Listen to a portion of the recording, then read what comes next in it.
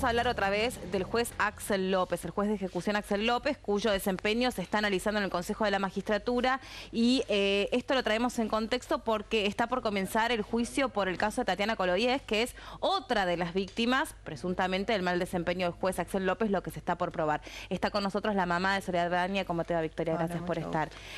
Bueno, cuéntanos cuál es la situación puntualmente del juez ahora. Ustedes habían venido acá contándonos que esta vez sí el Consejo de la Magistratura le había dado lugar al juicio político. Sí, lo que ocurre es que fue aprobado en la comisión por 7 votos a 2 y ahora falta la aprobación del plenario, o sea que se reúne el plenario para realmente determinar el juicio político. Iban a hacerlo a fines de julio, lo pasó a agosto y bueno, nos han dicho que va a ser para el 28 de agosto, jueves 28 de agosto, ahí el plenario decidiría, aprobaría el juicio político. Bueno, contemos el caso de Tatiana, que ella se había tomado un remis en el Chaco, en Resistencia, y fue Mauro secuestrada. Apareció en un zanjón, luego se determinó que había sido abusada sexualmente con acceso carnal. Claro, la polémica en este caso tiene que ver con que el sospechoso que va a empezar a ser juzgado, Juan Ernesto Cabeza, un remisero, estaba con una libertad condicional que le había dado el juez Axel López, estaba cumpliendo una pena de 24 años de prisión por ser violador serial aquí en la capital federal, manejando un taxi. Y en ese contexto le dan la libertad condicional. Aprovechando este beneficio, Juan Ernesto Cabeza, a criterio de la Fiscalía, se pone a trabajar como remisero trucho en el Chaco. Con ese criterio o con esa oportunidad, logra trasladar en un viaje a Tatiana y en ese contexto la aborda, la ataca sexualmente y la mata. La polémica está centrada en que al momento de dar la libertad condicional, el juez tenía un informe negativo de un perito del Tribunal Superior de Justicia de Chaco, el doctor Islas, Ramón Islas, que decía que no había elementos para otorgar esta libertad porque seguía siendo un tipo peligroso Juan Ernesto Cabeza. El juez no Pero toma no es vinculante. No es vinculante. No es vinculante. El juez no toma en cuenta ese dictamen.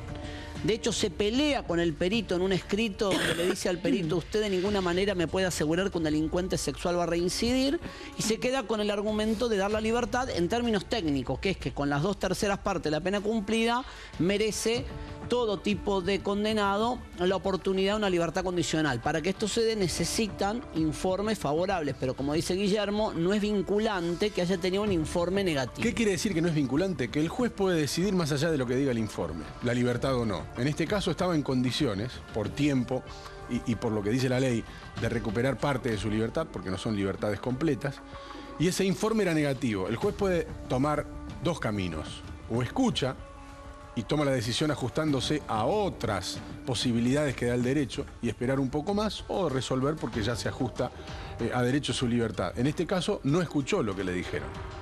Y lo que le decían era: ojo con este señor que no está en condiciones de estar por la calle. Y finalmente se cumplió. Y que estaba catalogado como un abusador. Y el abusador es uno de los crímenes más reincidentes que hay, digamos, no como un asesino, que de hecho asesina supuestamente para ocultar el delito anterior, que fue el abuso, por crimen causa. Venía por delitos sexuales, es cierto. ¿Ustedes creen que acá hay elementos para el juicio político en esta causa puntual? Bueno, creemos que sí, por eso realmente lo pedimos. Después la justicia, el tribunal decidirá si realmente corresponde o no.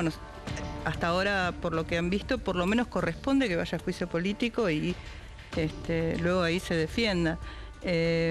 Lo que quería decir con respecto a de que esto no es vinculante, es cierto, no es vinculante, lo que, digamos, se lo critica especialmente en este caso, es que él no deja de lado el informe, sino que lo cuestiona, o sea, se atribuye, digamos, una potestad que me parece que no tiene, sin conocerlo, para dejar, digamos, para criticar por corto el informe, por falta de, digamos, critica el informe del perito. Y ahí es donde creo que comete un grave error. ¿Un perito psiquiatra? ¿En qué especialidad es el perito? El que elabora este informe, es un perito psiquiatra. Sí. O sea, que un juez critica la pericia de un psiquiatra. O sea, una cosa es que no es vinculante, yo lo escucho y digo: no, claro. Bueno, entre las dos cosas me quedo con esto. Claro.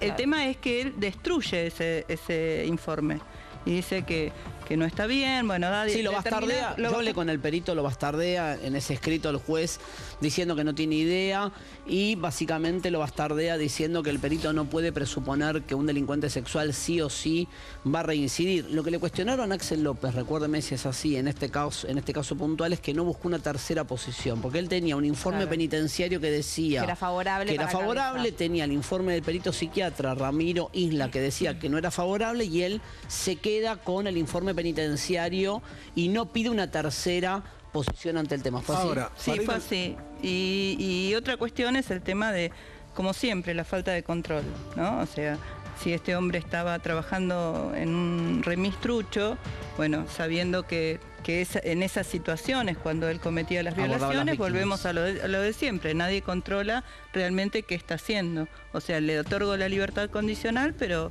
bajo ninguna circunstancia de control. A ver, todos los días se firman libertades sujetas a derecho. Todos los días, y no todas terminan mal. Pero hay casos muy puntuales, entre ellos el de la hija de esta señora que está sentada acá. De Soledad.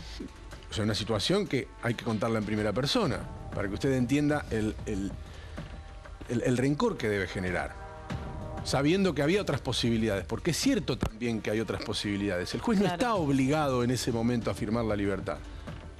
Tiene alternativas legales de estirar el plazo, y muchas veces no lo hacen. No, es así. En el caso de Soledad, no...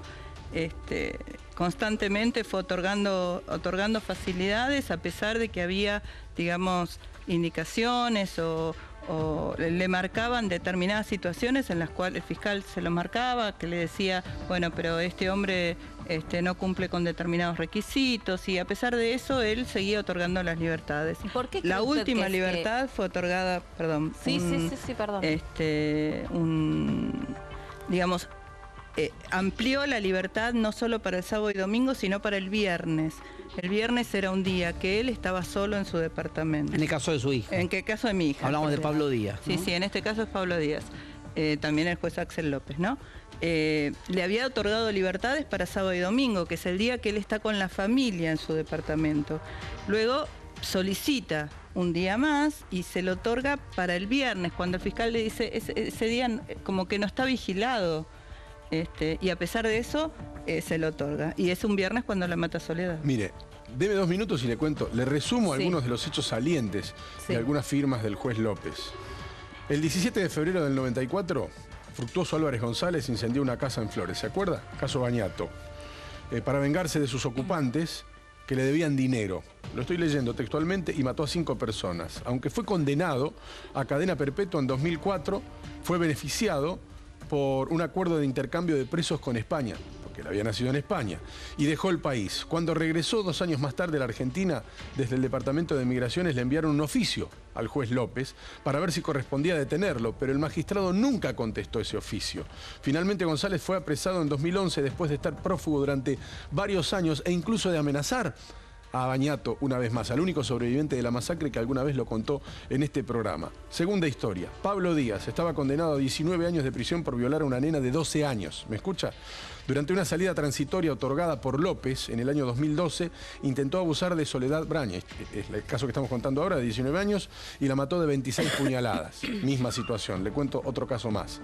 El juez López le había otorgado la libertad condicional a Maximiliano Daniel Benedetti, condenado a 10 años de prisión por robo calificado, y cuando el reo secuestró en Olivos a un empresario y a su hijo de 8 años. En 2012, López liberó al remisero Juan Ernesto Cabeza, que es la historia que estábamos contando recién, que termina con un homicidio en el Chaco. Son los casos salientes y puntuales que ponen obviamente a López en el ojo de la tormenta. ¿El que alega a la hora de tomar estas decisiones? Usted lo ha contado varias veces, pero ¿cuál es el fundamento que da?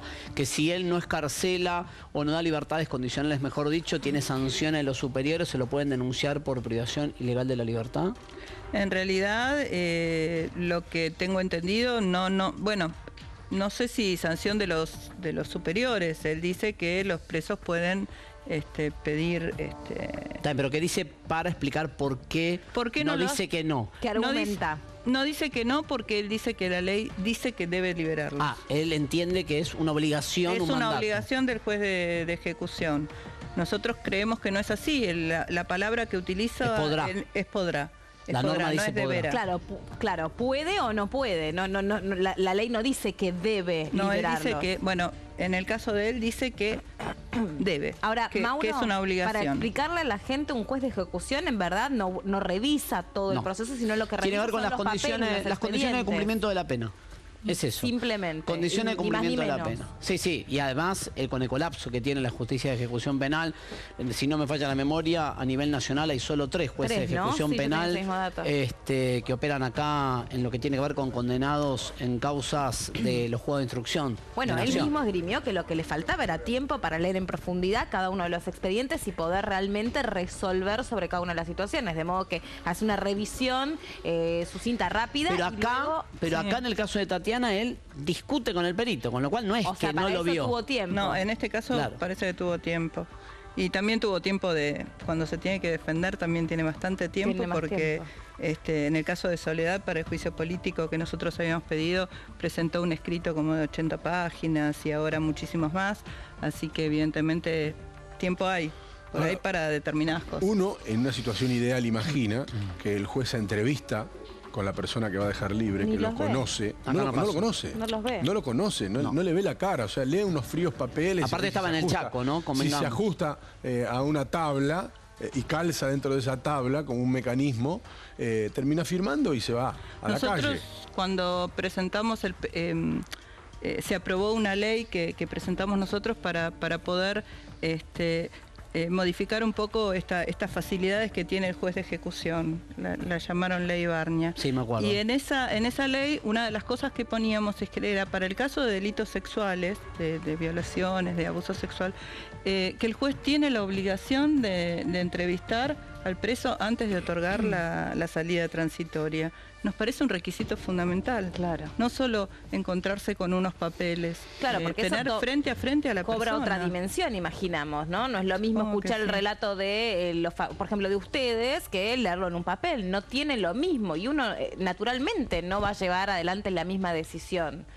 Ese es el punto, porque no puede todo tabularse y tomarse con tanta frialdad. Sí, yo creo que este tipo de situaciones se arreglarían o no generarían polémica si la norma es más estricta o más clara, ¿no? Sí, si me de poner también podrá, dijeran, suponete, para los delitos sexuales con penas mayores a los 15 años de prisión no hay libertad condicional. Lo que pasa es que esto hace una polémica mayor, que es Argentina ha firmado distintos tratados internacionales en favor de esos derechos para los presos, que sería revisar años de historia. Tiene que cumplir. Pero digo, lo que sigue generando que estas situaciones se den todo el tiempo, no solamente con el juez Axel López, sino con otros también, es que, insisto, la palabra podrá pone en un nivel de ambigüedad y de arbitraria la decisión que no sé si alcanza para que en un juicio político vos agarres y digas Axel López no tiene que ser más juez de la Argentina. Desde el punto de vista técnico, si encontrás un argumento para demostrar que fue un inoperante o que aplicó mal la ley. Esta es la discusión de fondo que le hemos hablado con usted y con su marido. Pero para salir de esa arbitrariedad es que debe de valerse